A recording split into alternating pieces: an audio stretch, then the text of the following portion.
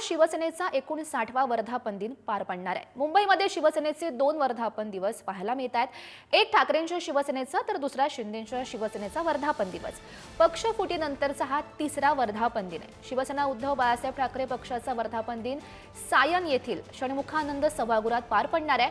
त्याच अनुषंगाने षण्मुखानंद परिसरात ठाकरेंच्या शिवसेनेकडून बॅनरबाजी सुद्धा करण्यात आली आहे आणि याचाच आढावा घेतलाय आमच्या प्रतिनिधी शिल्पा नरवडे यांनी। बघूया।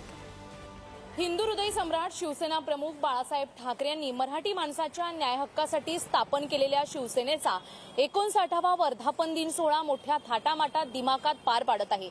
मात्र शिवसेनेच्या फुटीनंतर 2 वर्धापन दिन सोहळा आपल्याला पाहायला मिळतोय आणि विशेष म्हणजे एक आहे तो उद्धव बाळासाहेब ठाकरे यांच्या शिवसेनेचा आणि दुसरा एकनाथ शिंदे यांच्या शिवसेनेचा वर्धापन दिन मुंबई शहरामध्ये आज थाटामाटात पार पाडत आहे।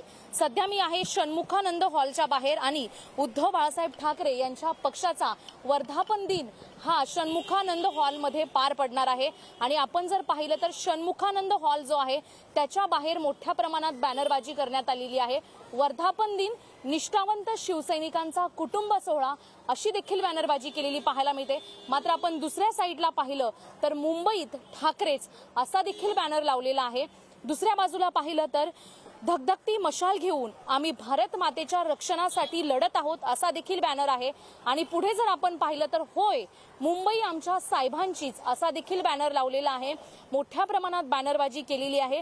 त्याचबरोबर आज षण्मुखानंद हॉलमध्ये जो वर्धापन दिन पार पडणार आहे त्या वर्धापन दिनात उद्धव बाळासाहेब ठाकरे नेमकं शिवसैनिकांना, कार्यकर्त्यांना, पदाधिकाऱ्यांना काय संबोधित करतात हे पाहणं महत्त्वाचं ठरेल।